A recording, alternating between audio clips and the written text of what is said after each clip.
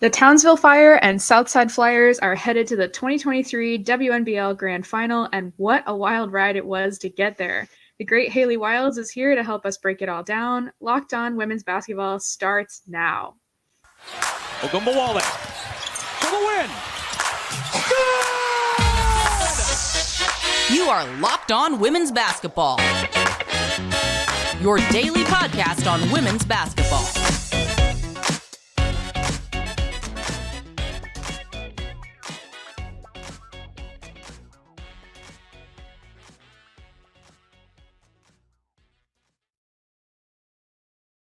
Hi, everyone, and happy Friday. You're listening to Locked On Women's Basketball. I'm Isabel Rodrigues. I'm a staff writer over at The Next, and somebody, more importantly, who's been waking up at 4:30 a.m.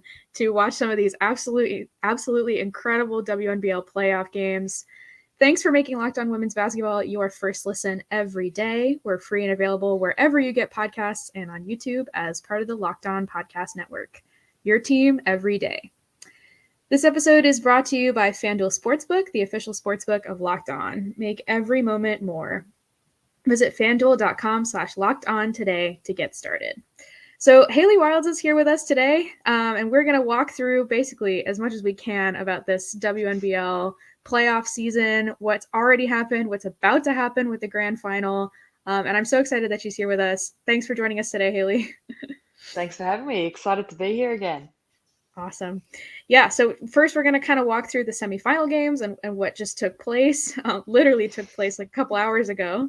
And then we're going to preview the finals matchup between the Townsville Fire and the Southside Flyers. And then lastly, we're going to go through our predictions from the beginning of the season and see what was particularly true and maybe what we got wrong. So to start off, I mean, let's talk through some of these semifinal rounds. We'll start with the maybe least dramatic of the two, although it was definitely touch and go at some points. So the Townsville Flyer matched up with the Perth Lynx in the first semifinal round, or at least the first one to finish, and ultimately came out victorious after winning 2 straight games. So what were the most important things you saw from that match, and maybe who was the most important piece from the Townsville Fire in that matchup? Yeah, for sure. I think it was a good series, and I think a lot's got to be said about Perth making the finals after a rough start, and they really came home strongly, and kudos to them for making it to the finals. But yeah, it was always Townsville's to win, and I think they've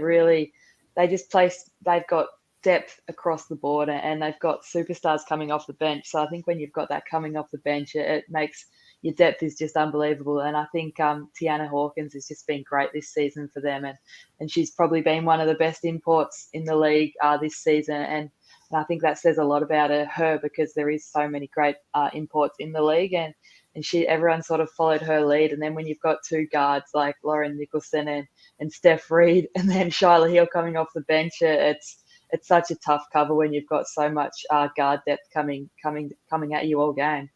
Yeah, that guard rotation is really something special. I mean, you just cannot take a break with any of them. I mean, they're all the most important thing I think too is they're all such locked on defenders. No pun intended, I guess, but they're all really fierce defenders and able to push the pace just really, really well. And I think too, I mean, Lauren Nicholson had 7 assists and 0 turnovers in that last game. It was one of the most impressive combination between defensive performances and just distributing performances that I've seen in a while. And so, yeah, I mean, everything about that guard rotation is awesome. And then when you add in Tiana Hawkins, who's just so good in the post, I mean, yeah, it's a recipe for success.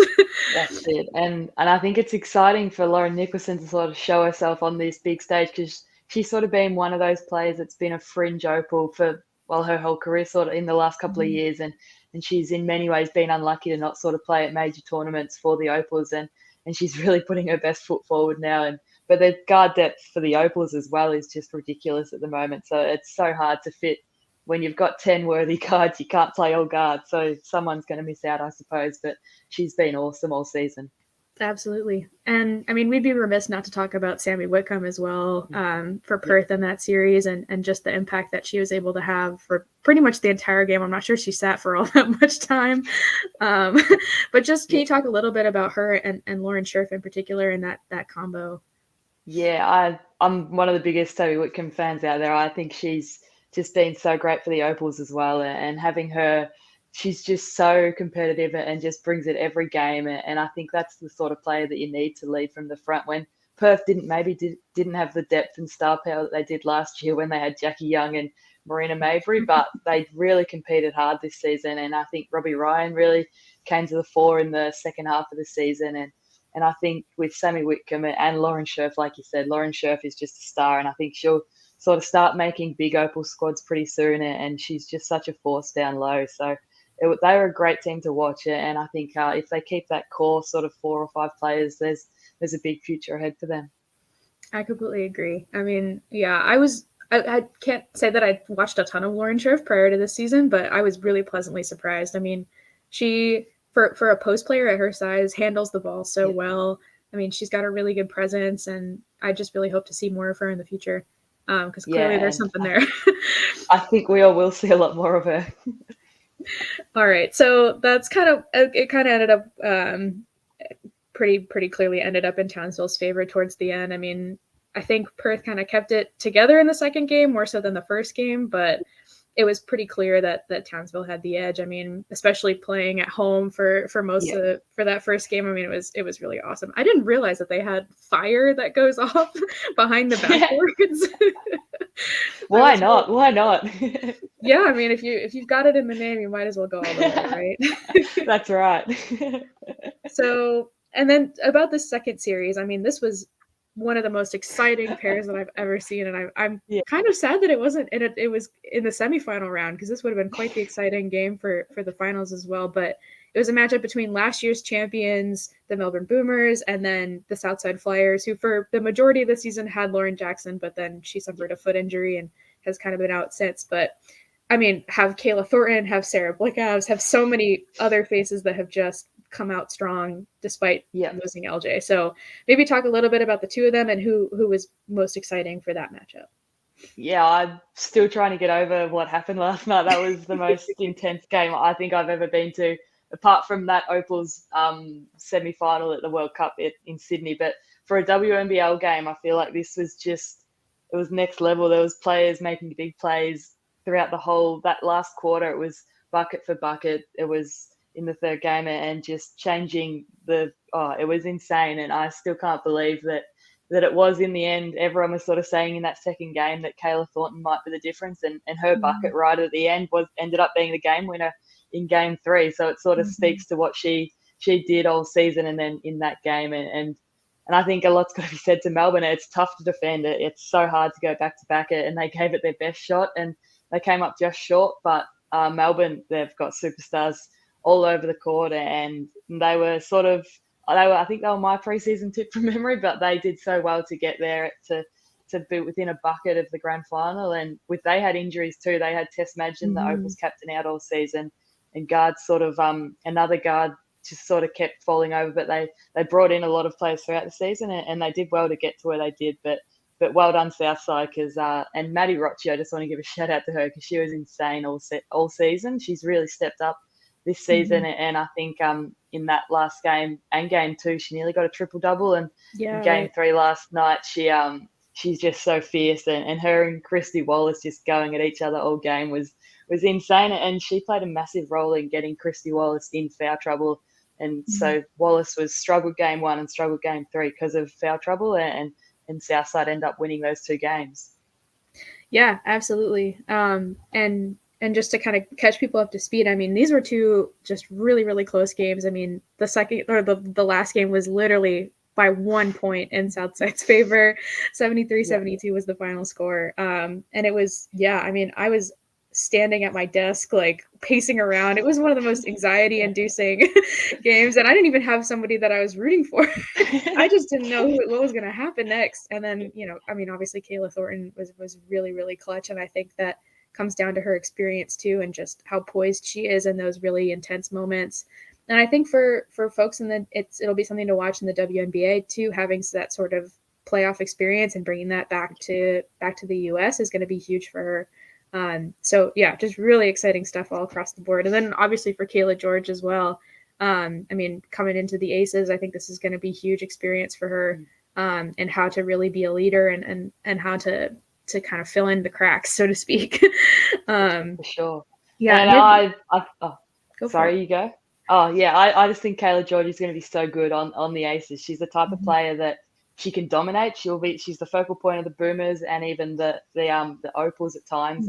But she's not going to be that in the Aces. I think she'll understand that, and everyone will understand that. But if she comes on and gives minutes here and there, she's just going to be so good, because you really can just throw her the ball and let her go to work late in the shot clock, or she's even a great facilitator from the top of the key. So it's going to be great to see her back in the WNBA, and I'm really excited for that. Absolutely. All right, so next we're going to go into previewing this matchup in particular between Melbourne and Southside. But first, we're going to talk about Nissan's Most Electric Player of the Week, which is brought to you by the all-new, all-electric 2023 Nissan Ariya. So my Most Electric Player of the Week, we've already talked about her a little bit, but it has to be Lauren Nicholson of the Townsville Fire. I mean, I could honestly talk about her all day. I could talk about that guard rotation all day, but the 15 points, 2 rebounds, 2 steals, and 7 assists on 0 turnovers in what was really a critical game where Perth were really kind of fighting pretty desperately to get into that third game.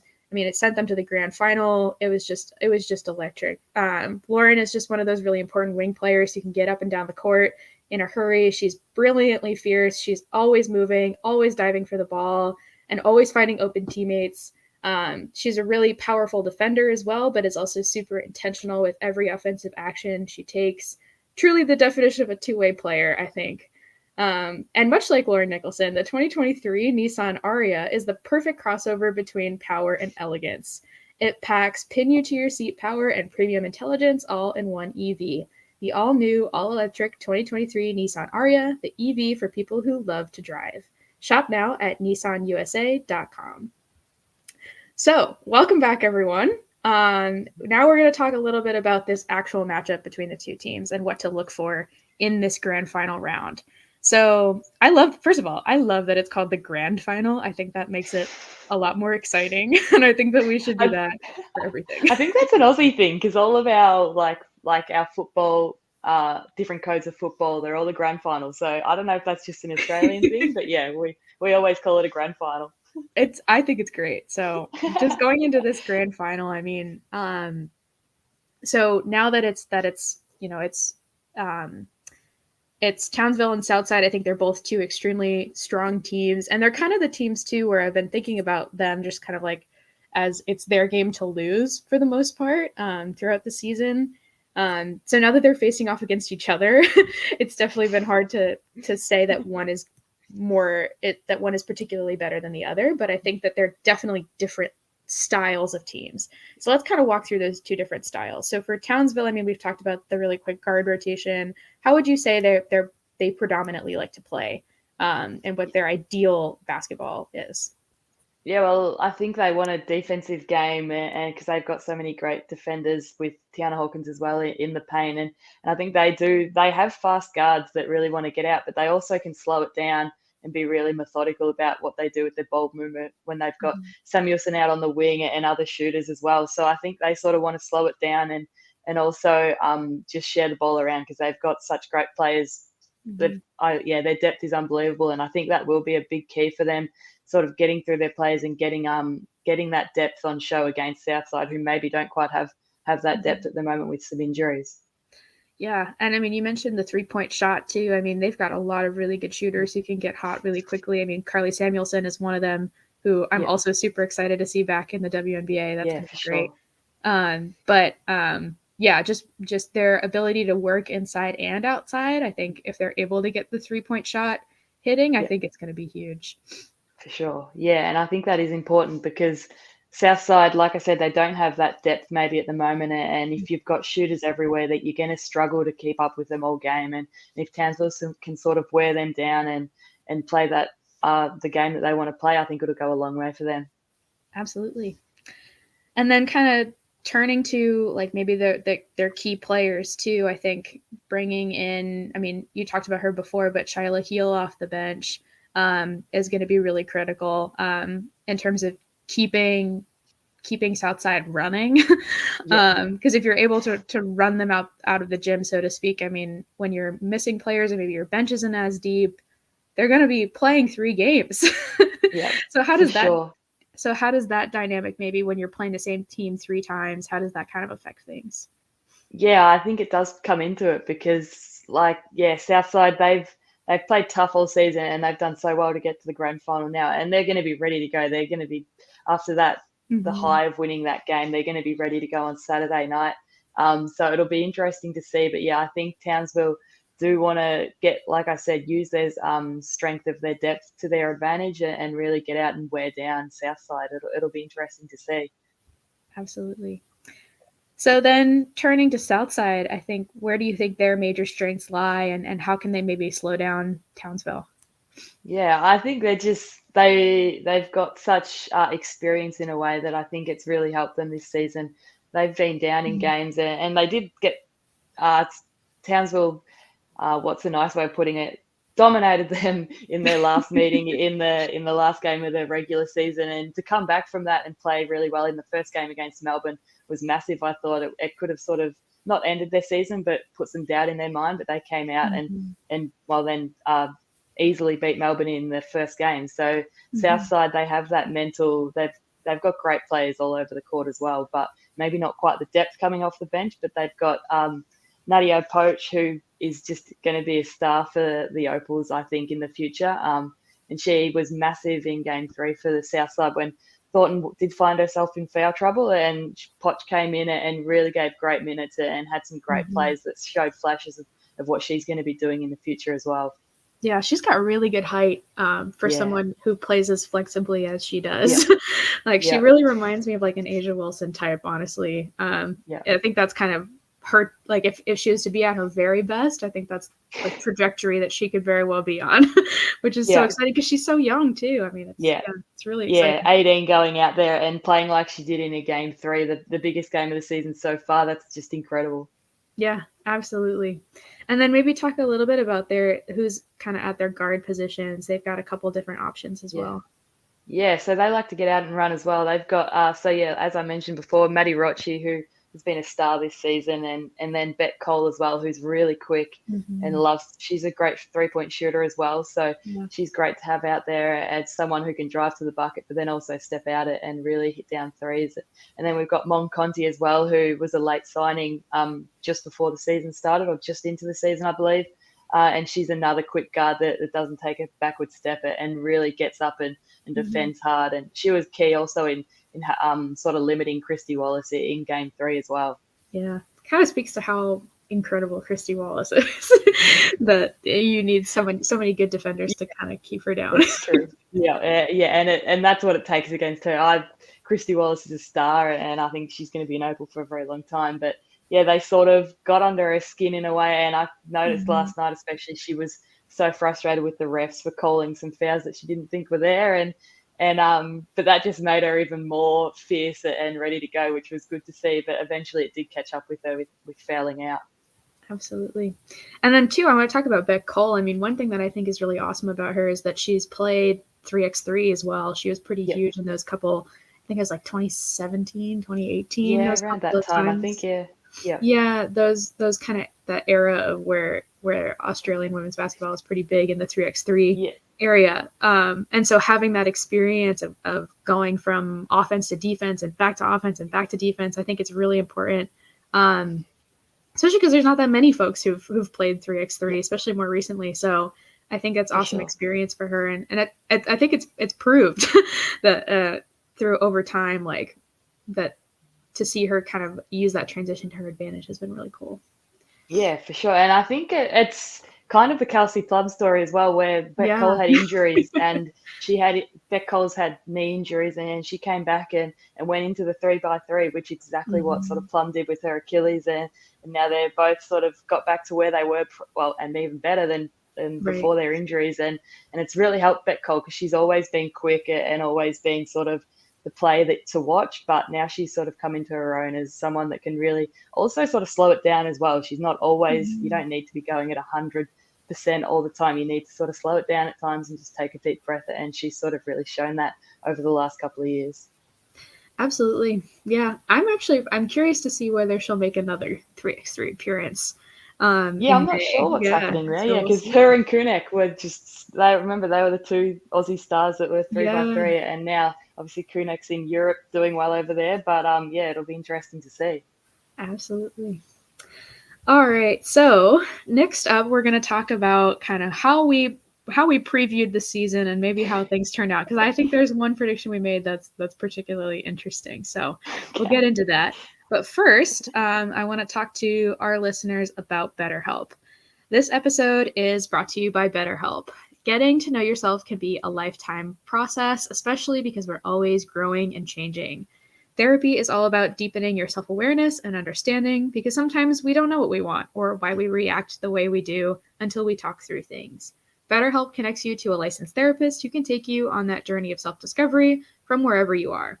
Starting therapy has been one of the best decisions I've made personally, especially for helping me through particularly stressful times of the year. It's really good to know that there's someone looking out for you and your mental health, just like a doctor looks out for your physical health. If you're thinking about starting therapy, give BetterHelp a try. It's entirely online, designed to be convenient, flexible, and suited to your schedule. Just fill out a brief questionnaire to get matched with a licensed therapist, and you can switch therapists at any time for no additional charge.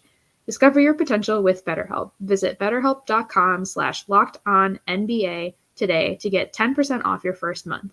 That's BetterHelp, HELP.com/lockedonnba.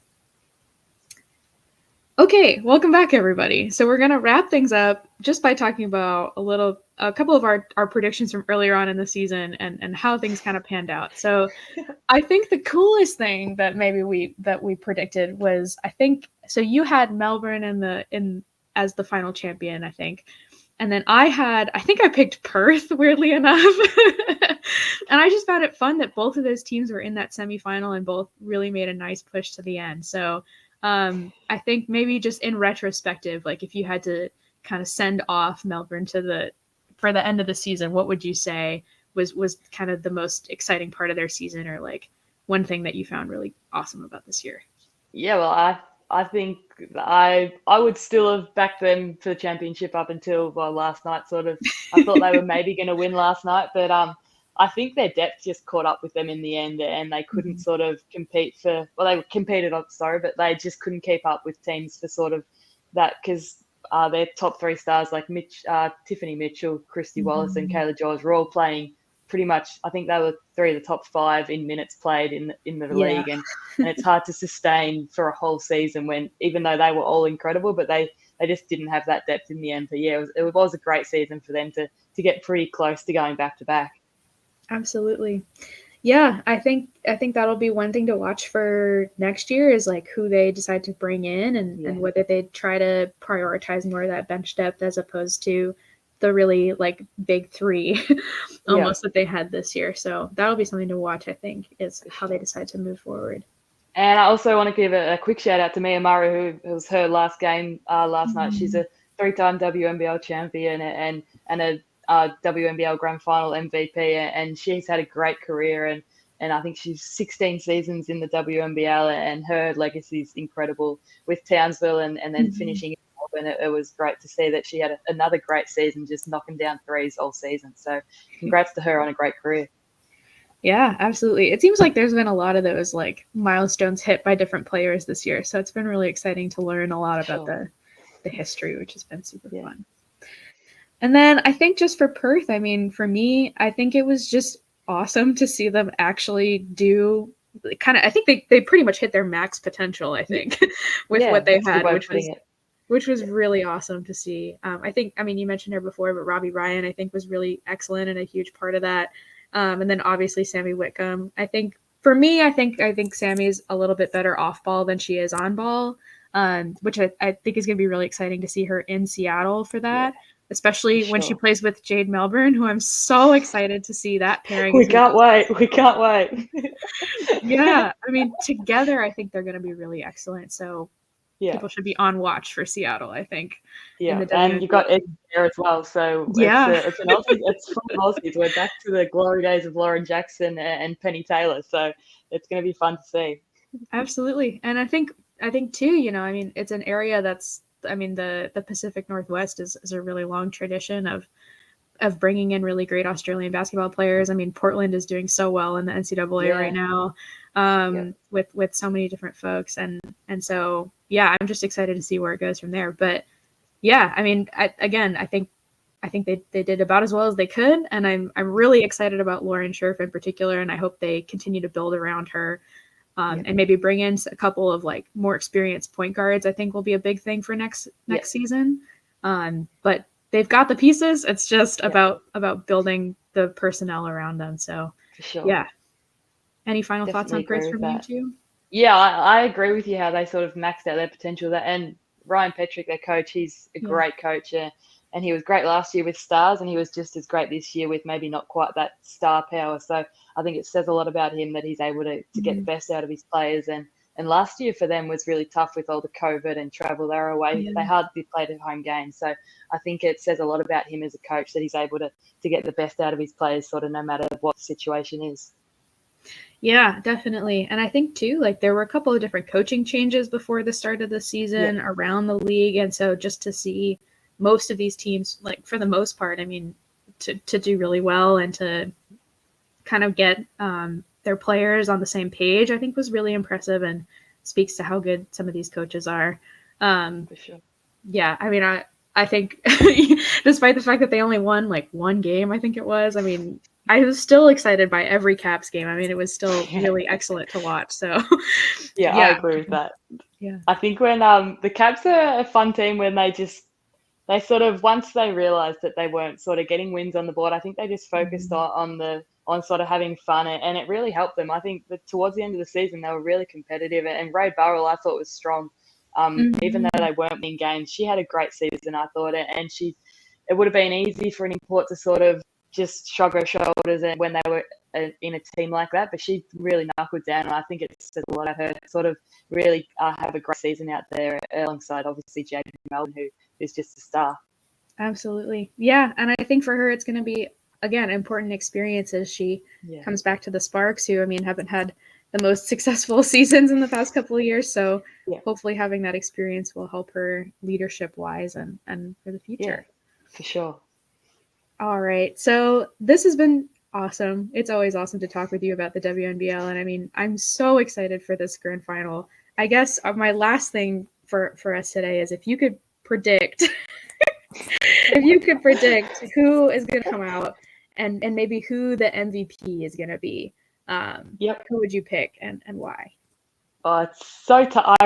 This is a tough one because I'm at the start of the season. If these two teams had met, I probably would have said Southside. But I think when Townsville, they're entering a grand final on a 14-game winning streak, I think maybe it's sort of ways you can look at it that they're just unstoppable, or maybe they're due for a bad game soon. So who knows if maybe a bad game might pop up in the grand final series. But I think Townsville are just so even across the board, and they're going to be so tough to beat when they've got home court advantage. So it'll be interesting to see that if they can keep that winning streak alive in game one. And if they get game one, all the pressure obviously then turns to Southside for their home game in game two and a must win. So I think there's just so much, there's so many storylines, and I think the guard battle again will be massive. And I'm really looking forward to watching Maddie Rochi and Steph Reid just go at each other again like she did against Christy Wallace. So I think Rochi's going to be up for the fight. And if she can maybe limit her turnovers a little bit more, I think that'll go a long way to helping Southside. And then who would you think the MVP would be out of all of this? I think if Townsville get up, I think Hawkins might be the player that sort of turns the series. But then also if for Southside, I'd nearly have to go Thornton. But I'd love to see Maddie Rochi play really well because I sort of gave her MVP of the semi-final series, and I think she was so important to Southside. And if she can, like I said, have a great series against Steph Reid and Lauren Nicholson, I think it'll be massive for Southside.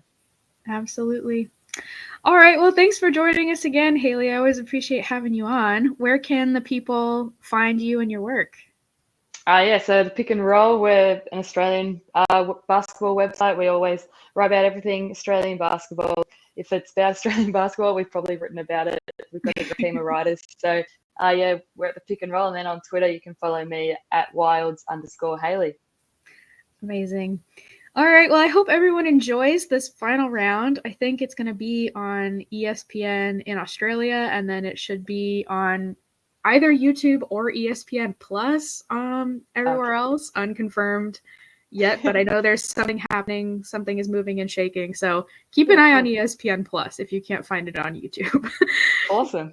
All right. Well, thanks everyone again for listening, and I hope you have a great weekend and rest of the week. Thanks for making Locked On Women's Basketball your first listen today. Now make your second listen Game to Game NBA. Every moment, every top performance, every result. Locked On Game to Game covers every game from across the NBA with local analysis that only Locked On can deliver. Follow Game to Game on Locked On NBA, available on the Odyssey app, YouTube, and wherever you get your podcasts.